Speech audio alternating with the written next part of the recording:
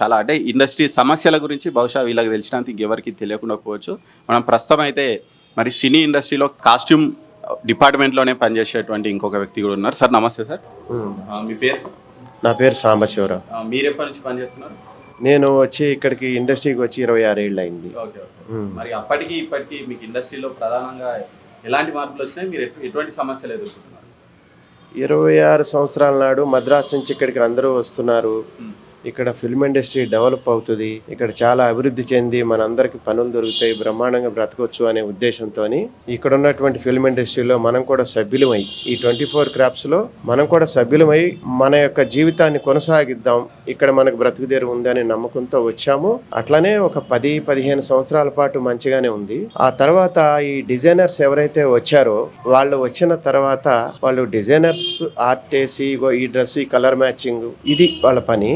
అక్కడికి వచ్చిన తర్వాత వాళ్ళు అట్లానే మిగిలిన విషయాలు అంటే మా పనులు ఏముండేవి. ఇప్పుడు ఇంతకు ముందు గురువు గారు చెప్పినట్టుగా, రమేష్ గారు చెప్పినట్టుగా మా పని ఒకప్పుడు అంతా మేమే చేసేవాళ్ళం. ఇప్పుడు వాళ్ళు డిజైన్ పేరుతో వచ్చేసి పూర్తిగా మమ్మల్ని అవాయిడ్ చేసి మేము కేవలం ఒక టైలర్ గానే గుర్తించబడే పరిస్థితికి తీసుకొచ్చారు. దీని అంతటికి కారణం ఏంటంటే కొత్త వాళ్ళు వచ్చినప్పుడు పాత వాళ్ళు పక్కన పెట్టేయాలనే ఉద్దేశం లాగా కనపడింది. కానీ ఇది ఒక రకంగా సినిమా కార్మికుల్లో ఒక క్రాప్ కు సంబంధించి మా మా యొక్క జీవితాలన్నీ దెబ్బతింటున్నాయి. 90% మంది అనేక రకాల ఇబ్బందులు ఏంటంటే ఫస్ట్ ఉండటానికి ఇల్లు ఉండదు. ఇక్కడ కృష్ణానగర్ అనే ఏరియాలో ఉండటానికి ఇల్లు ఉండదు.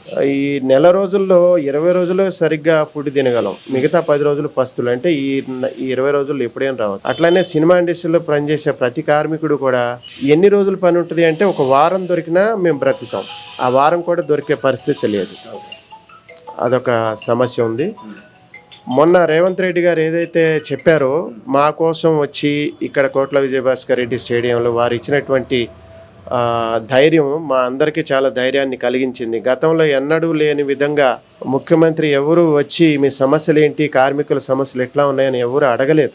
ఆయన వచ్చి ప్రత్యేకంగా మా మీద శ్రద్ధ పెట్టి కార్మికుల యొక్క కష్టాలు ఏ విధంగా ఉంటాయని ఆయన చెప్తుంటే మాకే ఆశ్చర్యం అనిపించింది. అంత గొప్పగా ఆయన మా గురించి చెప్పారు. అట్లాగే సినిమా టికెట్కి సంబంధించి పెంచబోయేటువంటి రేట్లో 20% కార్మికులకు చెందే విధంగా పెంచి మేము చేస్తాము. అదే విధంగా అయితేనే ఈ ప్రొడ్యూసర్స్తో గవర్నమెంట్ కూర్చొని మాట్లాడగలుగుతుంది అని చెప్పి వారు ఇచ్చినటువంటి ధైర్యం చాలా గొప్పది.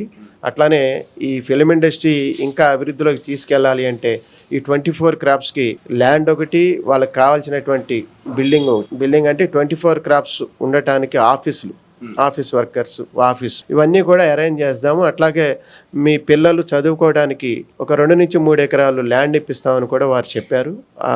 అట్లాగే వాళ్ళకి తినడానికి తిండి, పొద్దున్న మార్నింగ్ టిఫిను, మధ్యాహ్నం భోజనంతో పాటు మంచి క్వాలిటీతో ఉండేటువంటి స్కూల్స్ని ఏర్పాటు చేస్తానని వారు చెప్పడం జరిగింది. అట్లాగే స్టంట్ గురించి చెప్పారు, డాన్సర్స్ గురించి చెప్పారు. అట్లాగే మిగిలిన ఈయనలు కూడా ఇంకొన్ని ఉన్నాయి. మాకు కూడా సినిమా స్టార్ట్ అవుతుంది అనే ముందల మేము కూడా ఏదో ఒకటి చేయాల్సి వస్తుంది. వాళ్ళు ఎట్లయితే ముందుగా ఏదో ఒకటి ఫైటర్స్ ఉన్నారు, వాళ్ళు ముందుగా చేస్తారు ఏదో ఒకటి, వాళ్ళు తెలుసుకోవాలి కాబట్టి అట్లాగే మా పనులు కూడా ఉంటాయి. మాకు కూడా మిగిలిన యూనియన్లో ఎవరెవరైతే ఉంటారో వాళ్ళకు కూడా అందుట్లో భాగంగా సీఎం గారు ఆలోచించి మా అందరి యొక్క కష్టాలని ఇంకా ఇప్పుడు ఏదైతే కమిటీ వేశారు ఫిల్మ్ ఇండస్ట్రీ మీద, ఆ కమిటీలో కార్మికుల యొక్క కష్టాల గురించి విపులంగా విచారణ చేసి న్యాయబద్ధమైనటువంటి కోరికలు ఏవైతే ఉన్నాయో గవర్నమెంట్ తక్షణమే చర్యలు చేపట్టి ఈ యొక్క ఎలక్షన్ అయిన తర్వాత నిర్ణయాలు తీసుకుంటుందని ఆశిస్తున్నాం. ఈ కార్మికులు ఎవరైతే ఉన్నామో మేము 24 క్రాప్స్లో ఒక 10 నుంచి 13 యూనియన్లు ఉంటాయి. ఏది డైలీ వేజ్ కింద పనిచేస్తున్నాం. మేము డైలీ వేజ్ కింద పనిచేసేటువంటి వాళ్ళల్లో 1-2 యూనియన్లు ఈ మధ్య కాలంలో గత 8-7 సంవత్సరాల నుంచి మేము ల్యాండ్ ఇప్పిస్తాము, డబ్బులు కట్టండి అని చెప్పి ఒక 2-3 యూనియన్లో జరిగింది. అట్లాగే మా యూనియన్ వచ్చేపాటికి తెలుగు సినీ కస్టమర్స్ యూనియన్ మాది. మేము ల్యాండ్ ఇప్పిస్తాము, ల్యాండ్ కొంటున్నాము, డబ్బులు కట్టండి అంటే సభ్యులందరూ అప్పట్లో 30,000 లెక్కన కట్టారు. ల్యాండ్ కొన్నమాట వాస్తవం. 20 ఎకరాల అగ్రిమెంట్ చేసుకున్నారు, కొన్న తర్వాత ఆ ల్యాండ్ మిస్యూజ్ అయింది, డబుల్ రిజిస్ట్రేషన్లో ఉందని చెప్పి నడుపుకుంటూ వస్తున్నారు. ఇప్పుడు 9 సంవత్సరాలు ఇప్పటికి స్టిల్. ఇప్పటి వరకు కూడా ఈ ఎవరైతే డబ్బులు కట్టారో వీళ్ళకి ఆ ల్యాండ్ చేతికి రాలేదు. ఇదొక పెద్ద సమస్య ఉంది మాకు. రేవంత్ రెడ్డి గారు దయించి ఈ యొక్క విషయంలో తెలుగు సినీ కస్టమర్స్ యూనియన్ సభ్యుల యొక్క సంక్షేమం కొరకు మేము కొనుక్కున్నటువంటి ల్యాండ్ ఏదైతే ఉందో మా సభ్యులకి ఇస్తే గనక దాన్ని మించిన ఆనందం మాకేది ఉండదు. దయచేసి సీఎం గారు గుర్తించాలని కోరుకుంటున్నాం. ఇంకొకటి ఈ యొక్క ల్యాండ్ పేరుతో యూనియన్లో ఉన్నటువంటి ఏదైతే అందరూ కలిసి పెట్టుకుంటాం కదా అమౌంట్, యూనియన్లో ఉన్న డబ్బును కూడా వాళ్ళు వాడటం జరిగింది. అప్పుడు రిజర్వేషన్స్ ఎట్లా పాస్ చేశారు, అందరికీ సంబంధించే రిజర్వేషన్స్ పాస్ చేశారు. కానీ ఆ తర్వాత కట్టిన వాళ్ళకి అన్నారు సరే పోనీ వాళ్ళకన్నా ఇస్తారా, తర్వాత మాట్లాడుకుందాం. ఎన్నో జనరల్ బాడీ లేని ఎన్నో నిర్ణయాలు జరిగినాయి, కానీ ఎక్కడ న్యాయం జరగట్లేదు. న్యాయం జరగకపోక రోడ్డుకి ధర్నాలు చేయడం కూడా జరిగింది, కట్టిన వాళ్ళకన్నా కనీసం ఇవ్వాలని. అదొక సమస్య ఉంది. దయచేసి ఇది మీరు మేము ఎవరైతే నిరుపేద కలిగిన అంటే వైట్ రేషన్ కార్డు ఉండి నిరుపేదలు అయ్యి మేము తినడానికి ఉండటానికి ఇల్లు లేని వాళ్ళు ఎవరైతే ఉన్నామో మా అందరికీ ఒక డబుల్ బెడ్రూమో లేదంటే 60 గజాల జాగానో ఎక్కడిచ్చినా పర్వాలేదు. మా అందరికి మేము అలాంటి పరిస్థితుల్లో ఎక్కడిచ్చినా పర్వాలేదు, గుడిసెలైనా సరే వేసుకుని ఉందాం అనేటువంటి పరిస్థితుల్లో మేము ఉన్నాం. దయించి మాకు ఈ యొక్క సహాయం చేస్తారని చెప్పి రేవంత్ రెడ్డి గారు మీరు ఇచ్చినటువంటి మొన్న మీటింగ్లో ఇచ్చినటువంటి ఏవైతే ఉన్నాయో అవన్నీ చాలా ధైర్యాన్ని ఇచ్చినాయి. ఈ ఒక్క సమస్యను కూడా పట్టించుకుని ఇంకా మరిన్ని అభివృద్ధి కార్యక్రమాలు ఫిల్మ్ ఇండస్ట్రీ విషయంలో తీసుకుని న్యాయం చేస్తారని కోరుకుంటూ ఉన్నాం. ఓకే, ఇప్పుడు రేవంత్ రెడ్డి గారు ఇచ్చినటువంటి హామీల నేపథ్యంలో ఇప్పుడు జూబ్లీహిల్స్ బై ఎలక్షన్లు వస్తున్నాయి. మరి సినీ ఇండస్ట్రీ అంతా కాంగ్రెస్కు మద్దతుగా నిలిచే అవకాశం అనిపిస్తుంది. ఇప్పుడు రూలింగ్ పార్టీ కాంగ్రెసే కాబట్టి ఫిల్మ్ ఇండస్ట్రీలో ఇప్పుడు అటు బీఆర్ఎస్ ఇటు కాంగ్రెస్ మధ్యలో బీజేపీ ఎట్లా ఉందంటే ఇప్పుడు గోపన్న లేరు.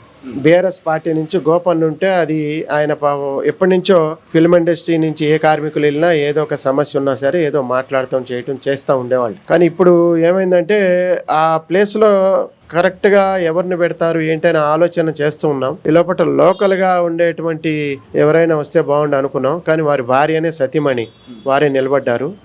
మరి ఆవిడ కొత్త మా అందరికి. మేమందరం కూడా ఫిల్మ్ ఇండస్ట్రీ తరపు నుంచి నా ఒక్కడిదో ఎవరిదో కాదు, ఎవరి అభిప్రాయానికి మేరకు వాళ్ళు ఓట్లు వేస్తారు.